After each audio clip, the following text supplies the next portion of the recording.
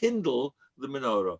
It's in the message here, a very important message. Don't think because you haven't achieved everything in your lifetime, some things may be left over for your children, your grandchildren, the next generation. I hear people saying, oh, my great-grandfather did this, and now I'm following in his footsteps. There's a reason for it. Nothing stops. Each thing goes on and on and on. But what's very important about the menorah, and I'll start with this, is that every single part of the Beis HaMikdash, every utensil was there to teach us an important lesson. God didn't need the light. He's got plenty of light.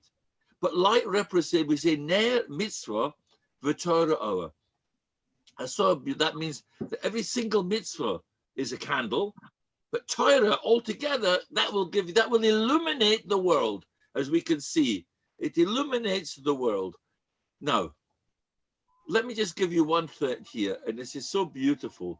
What the menorah is teaching us, number one, is that all the 6 branches on the side represented all the culture, the education, science, technology, but it all had to face into Torah. You can't do it in isolation. There has to be a Jewish theme towards all of this. You know something, you hear in schools today, they talk about the creation of the world. Well, I know one thing. The creation didn't start with a big bang or a thing and that.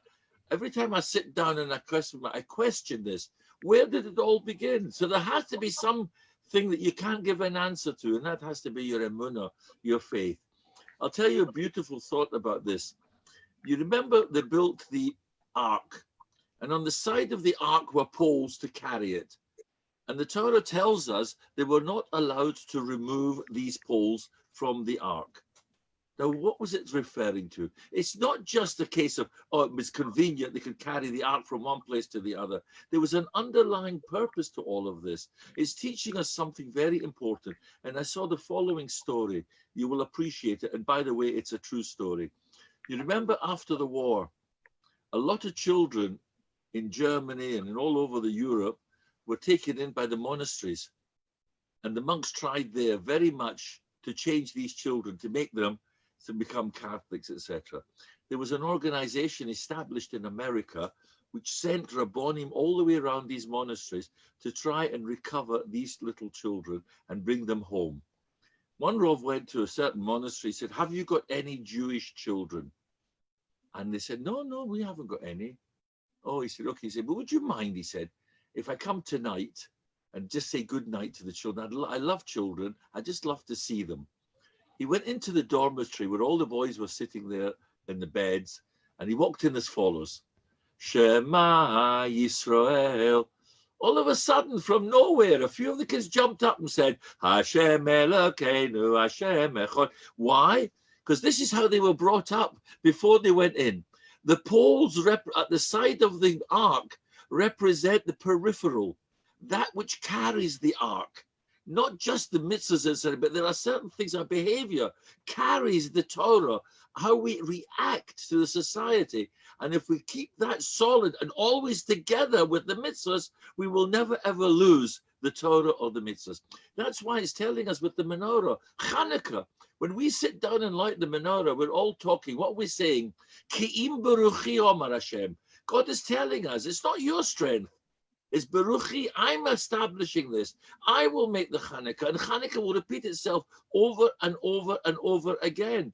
And it will be the Chashmonaim. It will be because we light the menorah. It's a beautiful menorah I can see here from Inga. It's a lovely menorah, but this is interesting. It's got a 7-branch. We've got a 9-branched one. It's interesting that people think the 7 branches been chapped by the Christians outside, that they made that their emblem, but the 7 represents, the 6 actually represents the different sciences in the world. We keep that one burning alive. So that's the beginning of the menorah. And the Aaron was then pacified, because otherwise he'd have said, well, look, I'm like the menorah, but do you know something? If you would, I would like you to look at it. The menorah had 3 steps in front of it in order for the Kohen to go up and light the menorah. Now, he didn't need that. It wasn't necessary. Why? Because it was a short menorah. And no coin was bigger than the man. He could have stood there and lit it. Why were there 3 steps in front? Again, there has to be a peripheral reason behind all of this. And I'm going to take you now to Pirkei Avos. We're reading it at the moment, the Ethics of the Fathers. In the Ethics of the Fathers, it tells us the following. Al Shloisha, it says Kina, Taiva, and Kovod, which starts jealousy, desire, and honor. Ma'avirin es ha'odam min ha'olam, takes man out of this world. Now tell me something. You living in Copenhagen, do you ever see people who are balataiva, who would go after their desires, their behavior? If you remember last week, I spoke to you about the Sauter, the adulterous woman. Why is it? Because she goes after the taiva, this desire for something which she shouldn't be having. There's also, we see people who are jealous. You don't find people who are jealous in the world. I see people all the time who are jealous non-stop. And therefore, what does it mean? Takes man out of this world. They're walking around. People with gaiva, people walking around are haughty, think they're better than all of us. So what is the Mishnah telling us? That those 3 qualities will take man out of this world. Let's go back to creation. How was man created? And by the way, when I refer to man, I refer to human beings, okay? I'm using that as an expression. When God created human beings, Adam and Chava, okay? What did he do? He created a physical body, but on its own, it was useless. He put into that body nishmas chaim. He put into that body life. He blew into it that nishmas chaim, that breath of life. So therefore, we come now to understand very carefully that man, human beings, are created in 2 parts. We're created in the physical, but we're also created with a spirit inside it. You know, what's the difference between a live chicken and a dead chicken? You can say chicken soup. Okay, but what is the difference? The answer is it's missing a neshama.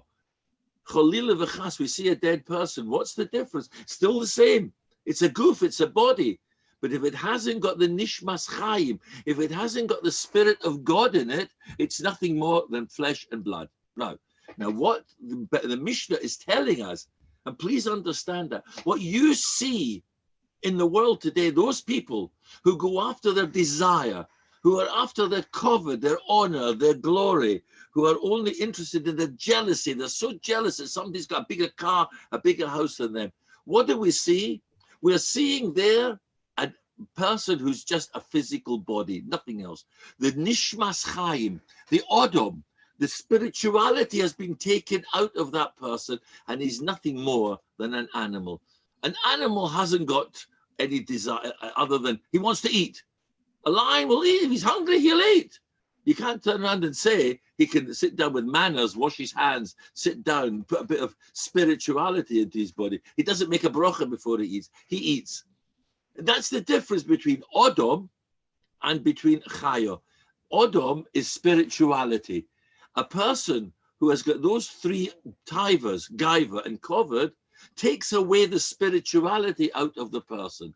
You know, if you see somebody who walks around all haughty, you say, oh, what a chutzpah.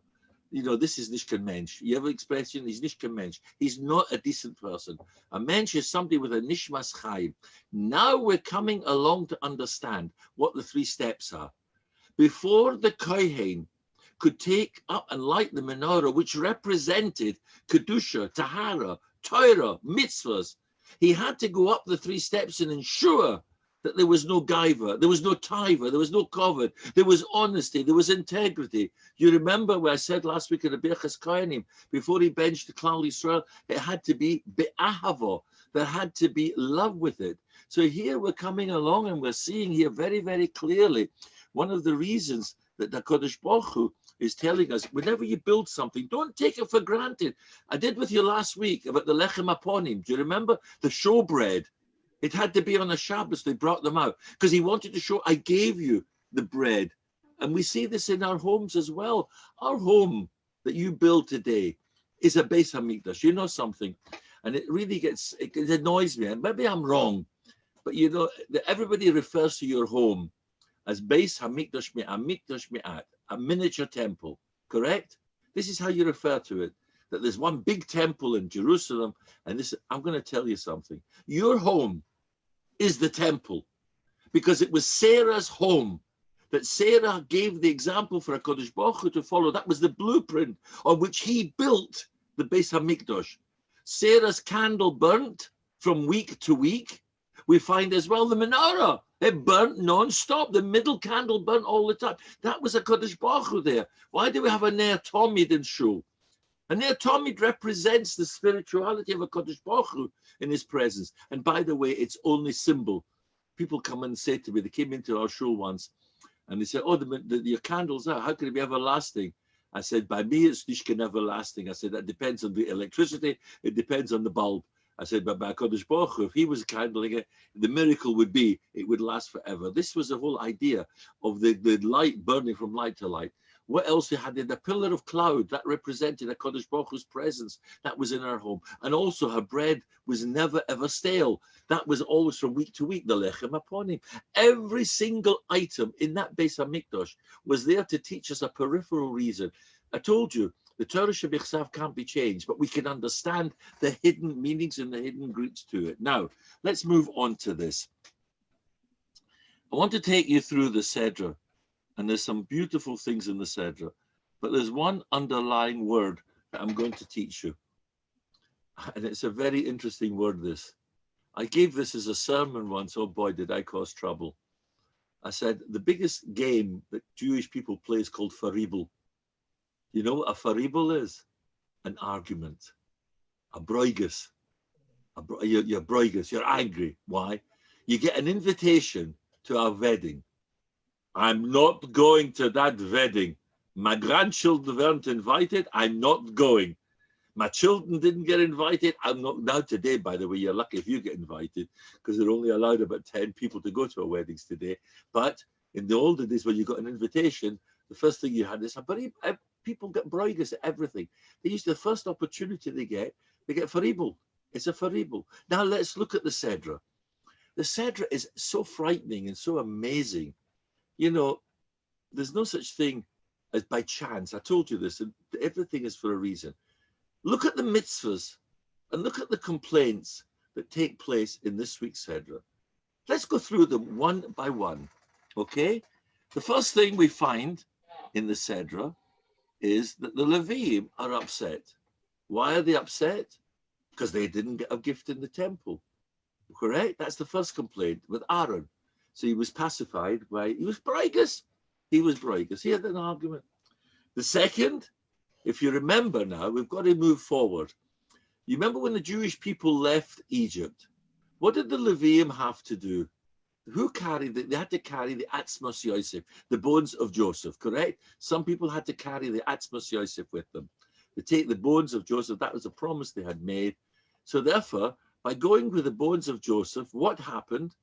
You know, if you go to the Beis Olam, to a cemetery, what's the thing you have to do if you go to the cemetery for a funeral?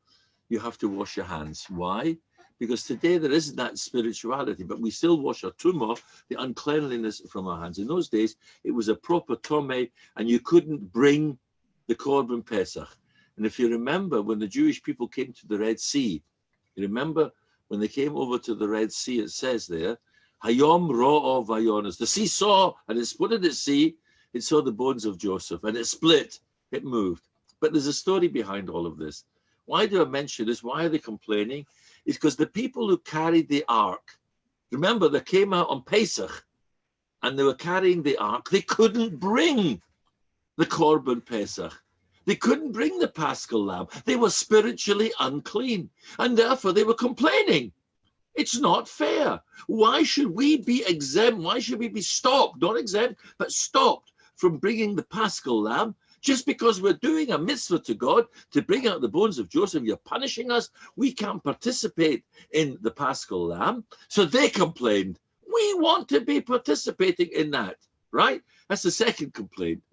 The third complaint we come to now, and I've got it all written down, is that the Jewish people complained the journey. What happened? There was a pillar of cloud by day and a pillar of cloud by night. This was the beginning here before we come to the pit. You remember, if you see the Seder, I don't know if you've ever seen it, there's Nun. upside down. One nun is in this proper way, the other nun is upside down. When we carry the Torah, what do we sing the verse? Vayehi bin Soahoron, Vayomer Moshe. And this is when the Jewish people would carry the Sefer Torah. People would stand up and they see it. But why is there a nun upside down here? And by the way, pillar of cloud by day, a pillar of fire by night. Again, I'm going to tell you so many hidden things about this. What's it telling us here? Wonderful. You know, by the way, it's mentioned there that the pillar of cloud actually protected the Jewish people from missiles. And it's mentioned, Rashi mentions missiles. Now, where did he know missiles from? I don't know. But there's a Rashi in one of the Gemaras which talks about the radio. Now, I'm going to ask you a question. You probably will think I'm completely crazy. 16th century rabbi called Rabbi A. He said, where's the first mention in the Torah of a spaceship? Where is it mentioned? Yes? You think it's not mentioned? It's mentioned in the Torah. Okay, let's look at it. He says the Tower of Babel was a spaceship. Why? He says, how? He said, how is it possible? He said it was a means, he uses it, a means of transport to try and reach heaven, to reach God. Can you build a skyscraper that will reach God? It's impossible. That's impossible. So what's the burning of the bricks? The bricks were so today. Now I don't know much about science, but they call the splitting of the atoms called the burning of the bricks. That was called the atom, the fuel that was used to put the rocket into heaven to fight God. This was there. He said the Tower of Babel was I'm heretical. I always say that when we had the breastplate, do you remember the breastplate that Aaron wore? He would punch into it questions and it would come up answers. A Levi, God would look at my computer and he would program my computer for me. I used to say it was a laptop which he had. So you say, where did the power come from? You wearing a watch? Where does the power come from? Quartz. A quartz stone gives the energy. Do you know that? It's an amazing thing, this. You will find this, there's nothing new under the sun. So look and see here. So what he said was as follows, that the pillar of cloud by day is when the Jewish people know where they were going. They had a purpose. They had a reason. The pillar of cloud led them. But unfortunately, when it was dark, when people were dark, when people had gone off the rail, it was the pillar of fire to lighten them up, to brighten their life up, to show them that the Torah will guide you. There is fire in it. The Torah will show you how to go, how to lead their way. This is why it's got the pillar of cloud by day and the pillar of fire by night, because God could have just taken the same pillar of cloud and led the Jewish people along the way. So then we come to this double noon, and then all of a sudden, it all changes to different complaints. So we've got all the Faribals now. We've got so far the Faribals. The Faribal of the Levium, the Farib Pesach Sheni, the fact that they were protected by that pillar of cloud by day and by night, and they wanted to know what's going on here. But then the two verses, but then what happens is as follows. The Jewish people come along and they start complaining. This is quite typical. We remember what Egypt would have given us with the fish. Did they ever eat fish in Egypt, the slaves? They never had any fish. That was in their imagination. But what didn't they want? They didn't want the manna. They became fed up with it. It was the same food all the time. But they didn't realize it was put on a plate for them, on a platter. But it wasn't the same meal every day. If you wanted fish and chips, you took the manna and you ate it. It was fish and chips. You wanted a nice beef burger, it was a beef burger for you. Amazing. I tell you, I don't know how it was, but I'm a chaya. I mean, at the moment when you're locked down, I don't know whether you're finding this, but I told you this, but I said to my wife, I'm going to put the mezuzah on the fridge instead of the front door. That's the only thing that keeps getting opened. And all she keeps saying is, what can I make you to eat? I've had enough. I'm trying to lose weight, not put on weight. So I've been complaining, I've got too much to eat. They were complaining they wanted real meat. And if you see, you'll see the end of it, that God gave them, there was a plague. That was taiva, desire, again at the end. And God gave them the meat and they were punished with the meat. Then we go on to the last part of it. What's the last part of it? Lashon Hara, which I'll come to in greater detail. Remember, Miriam said, Moshe Rabbeinu thinks he's greater than all of us. And by the way, I found a commentary, and this is very scary. She got punished with leprosy because she said, how could he have married a black woman? You see, nothing's new. This is happening today. It's an amazing thing, this. You can imagine. Look at the commentaries. They said that she was a Cushi. A Cushi was a black woman. So here again, we can turn around and say that they'll come along. Be careful what I'm saying here. Please be careful. Whoever's quoting me on this one, don't go around and saying that Jews were racist. We were not. It was just a complaint that Moshe Rabbeinu had cut himself away from he thought he was above everybody because he was a prophet of God. He kept away from them. They all stayed with their wives and their husbands. And of course, he didn't. He gave up his wife. And that was the end there. So they got a free. What was the punishment for that? They got punished. And the punishment was leprosy. Chalila v'chas, I would hate for anybody to turn around and say that the coronavirus is taking the place of the leprosy, that we're being punished for the Lashon Hara, for the Motzi Shemra, for all the different things that are happening in the world and the society today. But we find there, they were broigus with Moshe. So what do we see here? The people were upset. At the beginning, they were upset over the food. They were upset over this and that. It's gefährlich. The whole Sadra is dealing with that one word, faribel. Broigus. They were broigus with God.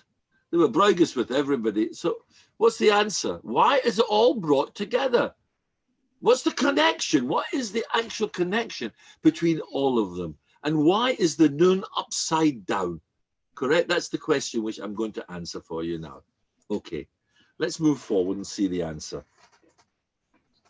I've always mentioned to you that, again, I have to go back to what I said, but ma'avirin es ha'odom min ha'olam takes the spirituality out of the human being.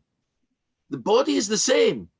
The body we put back to the earth is exactly the same body, but the only thing that's missing is the neshama, is the spirituality which God has taken back to himself, correct? I'm going to tell you a story, and it's a very scary one. I've got a friend here who's just come out of hospital after a few months. He had the coronavirus. Sadly, his brother who had it as well passed away in the middle.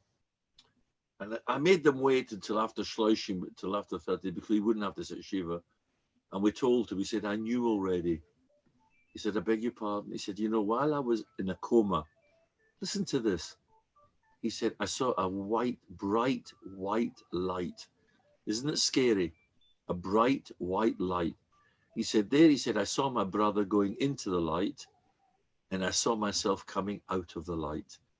And what he was saying was, and he knew that something had happened to his brother, that the neshama had gone, and he had lucky, his neshama was being returned to him. So you do understand and realize that neshama is a major part. Now, I'm going to tell you a story that happened to me. And to this day, I'm telling you, it gives me the creeps. I got goose pimples when I tell it even. I did a wedding last year. And I said, the wedding was as follows. The girl had lost her mother a few months prior to her wedding. She came to see me with her chosin. And she said, we're so heartbroken. My mother won't be at the wedding. I said, look, do me a favor. I want you to do me a personal treat.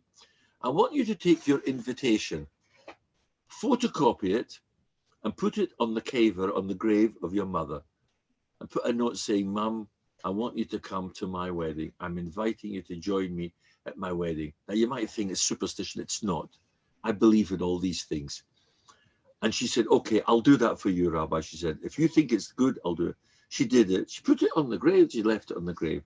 I've even had people emailing me, the Hasidim, would I go please to if I'm next base early, and take an invitation, if they email me and put it on the caver. I left it at that. So before the wedding, she came at the chuppah. I went to see her, which was bedecking. She said, I invited my mother. Do you think she'll come? I said, watch, she'll be there. I left it. So under the chuppah, we have a custom that before I'm Masada Kedushin, I always say a Dvar Torah and a few words of chizuk, of inspiration for the chos and the kala. And I said to the kala, I said, I know how hard it is today for you to be here today. And I know how much you miss your mother. You invited her. I promise you she'll be here. As I said that, it still haunts, I tell you.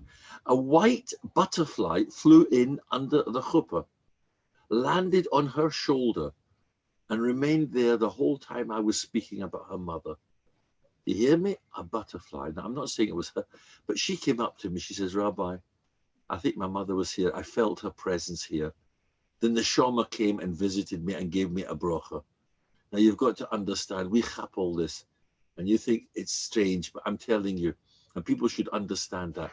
The Neshama stays with us. The Neshama is our zikaron, is the memories. Why do we say Yiska? If they've gone, it's not gone. They're always there. They're next door. But the body, the goof, goes back to them. The goof is the goof. That is the chaya, the wild part of us. The neshama stays with us. And that is something I think which we've got to understand and to appreciate. So now let's go back to the Sedra again. On the first part of the Sedra was talking about the neshama. The second part of the Sedra was talking about the goof, the body. Let's put it all into context now, and you'll see what I mean by that. What's the first thing that they're complaining about? We want to do something in the Beis HaMikdash. You've taken it away from us. Ruchnius. We want to light the menorah. You light the menorah. You've got ruchnius. You've got a terrific mitzvah. Oh, good. I complained about something spiritual. I get a spiritual answer. God has given me a spiritual gift of the menorah. Next comes the body of carrying Joseph. They complained. We are doing a mitzvah. We're carrying Joseph back to his cave or to his grave. Why are you punishing us that we can't take part? Don't worry. I'll give you a Pesach Sheni. You'll be able to do it. You won't miss out. I promise you, he said, I will not let you miss out. You'll be able to bring that korban, a spiritual gift. You hear? Are you with me now the whole time? Can you see the spirituality and the connection between it? Then we go on to the connection of the pillar of cloud. The pillar of cloud is representing HaKadosh Baruch Hu's protection in the day, and to tell us at night, it's ruchnius, it's spirituality. If you're by the day, you know, it says there that Al pi Hashem yachanu, ve'al pi Hashem yisa'u. It's only by the mouth of God we travel, and the mouth of God we're at home. I can remember when I used to go to Copenhagen because my son-in-law and daughter were living in Copenhagen, and they asked me one Shabbos, I was at Daven, they said, would you like to say a few words? I said, I've got no choice. So they said, why? I said, because the Torah tells us, Al pi Hashem yachnu, when I'm at home, I'm camped at home, I've got to talk Torah. And Al pi Hashem yisa'u, when I'm on a journey and on a holiday, I've got to talk Torah as well. And that's why I appreciate, even here, stuck in the house, being able to share the Torah with you. This is what they were saying here. This was the Torah that they were appreciating, HaKadosh Baruch Hu's protection day and night. But then we come to the double nun. Why is the nun up one way correct and the nun upside down correct? Because it's telling us as follows. What did we say before Kabbalah HaTorah, before receiving the Torah? We said, Na'aseh v'nishma. The nun and the nun. But what did we say? Na'aseh, we want to do it. That's the ruchnius. But then comes the nishma. We put the listing on its head. We didn't listen. We turned the nun upside down. And that's where the second broiguses come in. We wanted the material. We wanted the meat. We're not satisfied with the Kodesh Baruch Hu giving us the morn. We turned it on its head. The gift that Kodesh Baruch Hu gave us, we turned it upside down. Do we appreciate the gifts that Kodesh Baruch Hu gives us? Do you know the number of miracles that have taken place at the moment over this coronavirus? I can tell you, I've seen it. The doctors themselves have said it. But will they appreciate it? And Nechti can talk. Do you remember? I can tell you this, by the way, in the 6-Day War, I happened to be down in Eretz Yisrael, and I was talking about the miracle. It happened on Yom Kippur, the Yom Kippur War. Do you remember what happened in Yom Kippur War? Everybody was in shul in Israel. They don't go to shul Rosh Hashanah, but Yom Kippur they all go. If it would have been Rosh Hashanah, we wouldn't be here. If it was because it was Yom Kippur, everybody was. I said it's a miracle. The miracle was we, a small country. Yes, at the beginning everything was a miracle. Then all of a sudden it changes. The generals come in and say, "Oh, we had a terrific army." No, we could be the smallest army in the world. Al Pi Hashem. We take it all for granted. And that's the broigus on the second half. They were broigus in the second half of the Gashmias. They turned it on its head. They didn't appreciate the mon. They didn't get fish in Egypt. They got nothing in Egypt. There couldn't be matters and nothing. But nevertheless, they were so dissatisfied with what they had. And it was a shame. The Gaiva, the Taiva, the Kovet, all was killing them. They put the Nishma upside down. And that's why when we bring out the Sefer Torah, Na'aseh v'Nishma, please remember, don't turn that, don't start your broiguses. Spiritually, always be broigus. You want to do more, Gesundheit. But when it comes to materialism, please don't turn it in upside down. And this is something which is so important. So now we see how unbelievable it is that the Seder all fits together as one theme. The one theme is the Na'aseh v'Nishma. Always remember, even today in this modern society in which we live, we've got a golden opportunity. Chesed. You know, there's a very big difference between tzedakah and chesed. Tzedakah can only be given to the poor and to the living. Chesed can be given to the rich, to the poor, to the living, and to the dead. Chesed shel emes. We give to the dead, we show them that love and that respect. To the rich, we give them hachnosas orchim. We go to chasanas, we're mesameach chosan v'kala. Do you have to wait for a poor wedding? No, you can give to a good, nice, good wedding. All these things, Shabbos, to share. Why do we say kol dichvin yeseviyech? It doesn't refer, by the way, just to people who haven't got anything to eat in the house. Look in the Torah again. It said if your family was so small that you couldn't, there was too much animal for you to eat on your own, invite your neighbors in. Does it say they had to be poor?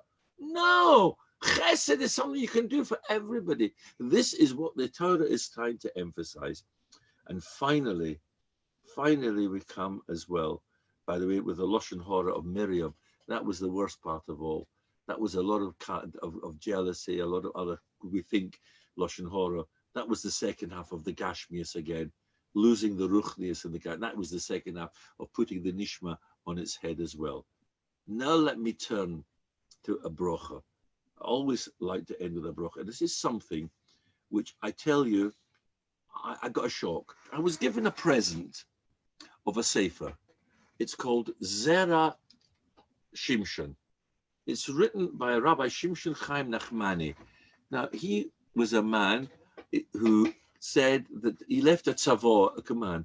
If you learn from me every day, you learn my Torah, you will be guaranteed a segula, goodwill, a good luck. What's the segula? For parnasa, for money, for your financial upkeep. It will refer to you for illness or cure. It will also refer for shidduchim. If you're looking for a shidduch, learn it. And he brings stories. I tell you, it put my hair on end of how every time they learn from him, the people got in a year later, they had children who couldn't have after years and years, and also other shidduchim and everything. And he comes along and he says the following. And this is why I want to quote it to you, because I hope that the segula will be that there will be a refuah for all those who are ill over this virus. There will be a segula for Klal Yisrael. We will get the Mashiach. A segula for all of you to have good health. You know, I said this to you, the brocha, Gefen, gesund, parnosa, and nachas, the health, wealth, and happiness. Okay, the wealth, by the way, is not just money. Wealth is children, family, grandchildren, and everything. And it's a brocha. I want to give you the segula, whatever you require. He goes as follows. And I said to you, everything we can learn. And this is it. Vayitzak Moshe el Hashem. Moshe cried. He shouted to HaKadosh Baruch Hu, Lema, saying. Now, it's the shortest prayer in the world. You know it, Kael no, Rafon no. Please, God, please cure her. Right? Now, the Torah, it's well known. You should understand.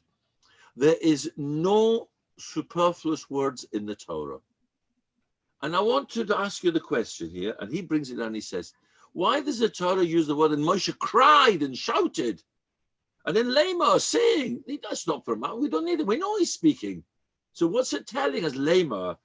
And also, why does it say, please God, please cure? We don't need this repetition. Let me begin, first of all, by saying to you, if you remember, we spoke about the Amidah. What are the first three brachas of the Amidah which we say? The Amidah is made up into three sections. In psychology, I want you to notice if somebody wants a favor from you, what's the first thing they do when they come up and say to you a favor? I'll tell you.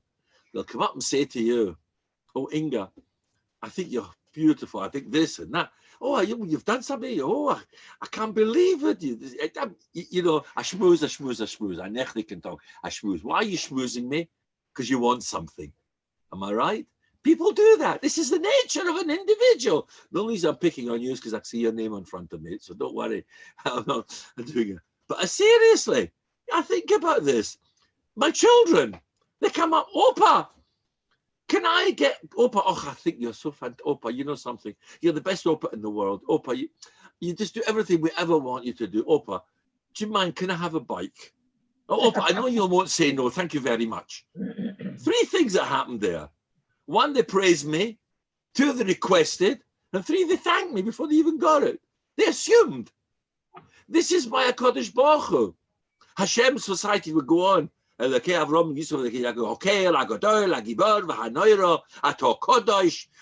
the greatest. Right, God, I've praised you now. Give me knowledge, give me health, give me this, give me that. We thank you, God. We knew you'll agree to it all. Three parts. On Shabbos, we don't make any requests. On Yom Tov, no requests. So we still have the first three. The three thing we praise God. We thank him. But then we say for the Yom Tov, let the Yom Tov be a great Yom Tov for us. We're asking for a ruchnistic bracha, not a gashmiistic one like we had all week. We're asking for spirituality, which you can ask for in Shabbos, by the way. Yismach Moshe Matnas Chelkai. We want to enjoy our Shabbos. Atah b'chatonu. We want to enjoy Yom Tov. So you've got the praise, the request, the thank you. An amazing thing, this. Moshe Rabbeinu taught us this lesson. Before you ask for anything, say a praise.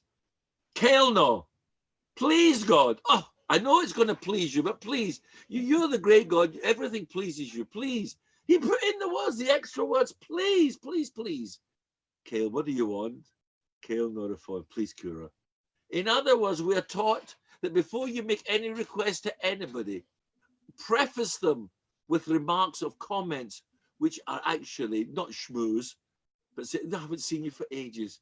If I'd have known, I would have got, I apologize. Blah, blah. You've always got a way of getting out of this, okay? By saying this. And if you've got, children are wonderful. They're the best example you could see when they want something. They phone you up and say, Opa, I painted this picture for you. There's a couple of scripts. Oh, it's an artwork. Leonardo da Vinci. I've got paintings here. I don't know what I'm going to do with them. Just scribbles. But chas v'sholem, I should upset my grandchildren. They did it because they wanted to show me love. No. So that's the first lesson we have from Moshe Rabbeinu. Number one, always praise. And it's no excuse. No. What does it say? Vayitzok. He cried. We have a rule. In davening, you don't scream. You don't shout. You do daven with your voice quietly and you daven. And yet Moshe is crying, shouting here. What's he shouting? And the answer is lemor. The extra word, extra lemor.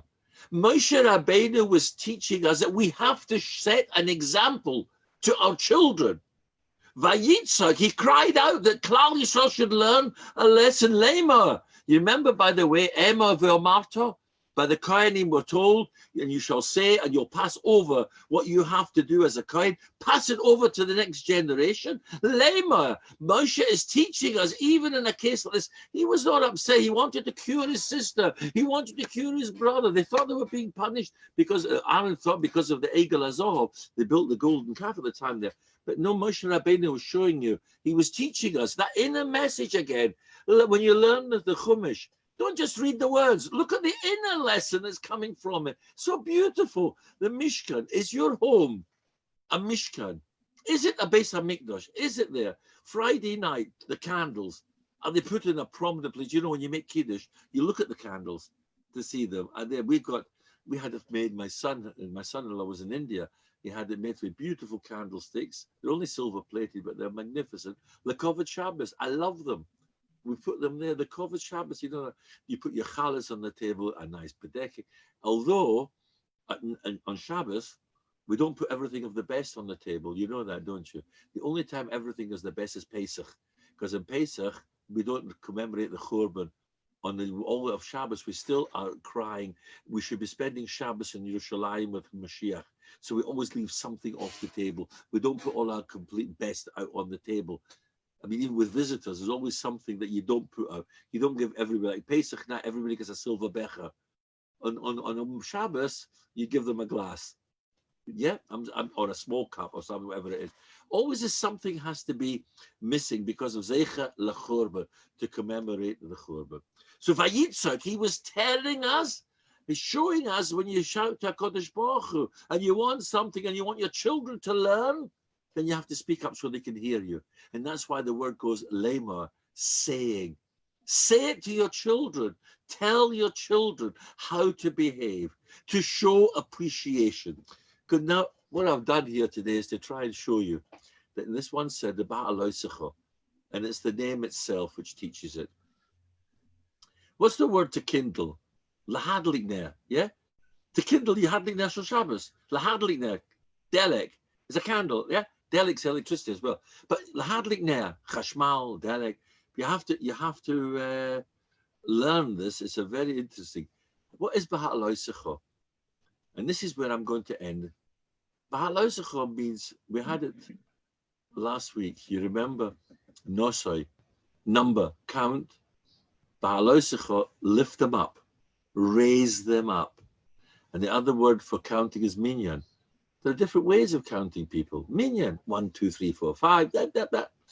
By the way, we don't count. We say, B'li ein hara, Paseach Esodecha, you can do it that way.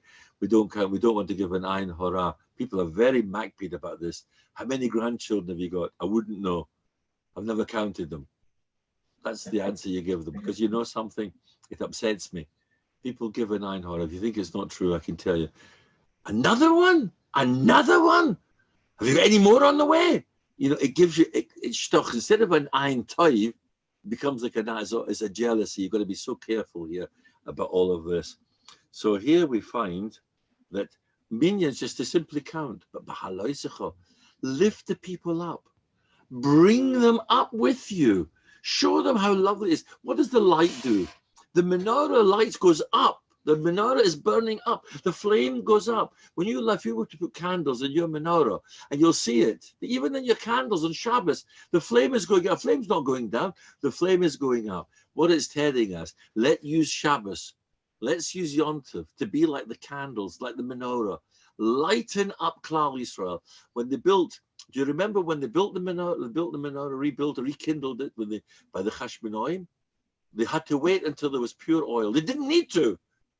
Because the halacha is that even ordinary tuma behutra b'tzibur, that even if oil was not pure, it would have been allowed for the community to burn it. But no, they said, if I'm going to do something, I'll do it properly. I'm not going to do half measures.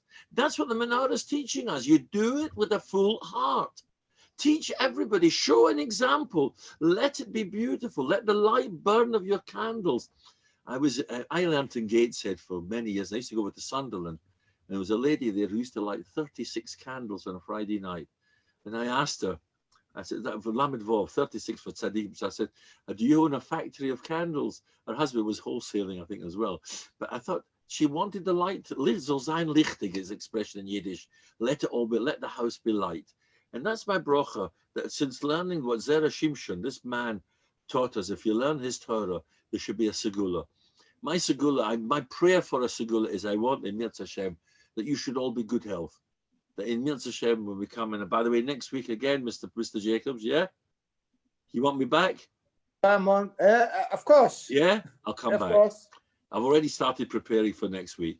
It's just as simple for an hour. You should know it's a lot of Torah here.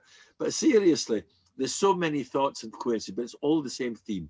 The same theme is we're made up of ruchnius and gashmius, the physical and the spiritual. We feed the body with food, but feed the body with Torah. Feed the body with light. And you know something, when you see a young man or a young woman, you look at them when they've announced an engagement. If it's a good engagement, just look at them. And I'll tell you a very interesting thing. I learned something only from another colleague of mine. He said, if a woman is expecting a baby, look at her eyes. They sparkle. There's an extra sparkle in her eyes. You look at her, anytime you see another woman who's pregnant, just look at her eyes, you will see this sparkle. I said, how's that? He said, that's an extra neshama coming in. He said, this is a Kodesh Baruch Hu. He said, this is something I learned from everybody. We call me Lamdis Kalti. I learned from absolutely everybody on this. And this is all I want to say to you. Don't be braggish. Braggish doesn't get us anywhere. Don't be jealous. Be thankful for what you've got. Appreciate with what you've got. I don't care. I drive one car, rubbish. I sit on one seat. I sleep on one bed. I eat on one meal. I'm not interested in now. I'm at the case now where when my kids come, I've given half my library away. I don't need to accumulate anymore. The one thing they won't take from me is any of my crystal. I said, look, I've got crystal vases. I've got crystal decanters. I said, we don't want your rubbish. I said, thank you very much. I've taught them well. Kashmirs doesn't mean anything to them. Seriously, it's an interesting thing. This children today have got different values. We've got to teach them value. The value is ruchnius. The value is spirituality. There's one thing which we can't buy, and that's something which is so important. That's called ahava. It's love. We've got to love each other. We've got to do it. We've got to be a united people.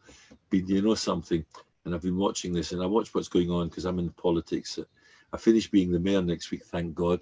But I watched the demonstrations against the black outside. You know, it's becoming now against the Jews. We're to blame. I watched an interview. Why is it turned out against the Jews? Because they're all rich and we all blacks are poor. So you see, it's turned on its head now. And now it's instead of we're protecting them, we have to protect ourselves. I didn't say that, but you understand what I'm saying. We've got to be careful. Don't give them any excuse to be able to come and say, this is how we've got to do it with sneers, with modesty, with humility. And if we remember the three things, Gaiva, Taiva, and Kovid, if we keep away from all of these things, then we'll be here. What they will see is Nishmas Odom. They will see the purity, the spirituality of a human being. The number of Hasidim who've been, I tell you where I can see this. We just started Hatzolah in Boreham Wood. And this is where you can help people. Unbelievable. They will even do it to non-Jews. They've told me, what a wonderful chesed. Hasidim coming with payers and a gartel and a stride, coming on a Shabbos, driving to help somebody. This is a chesed.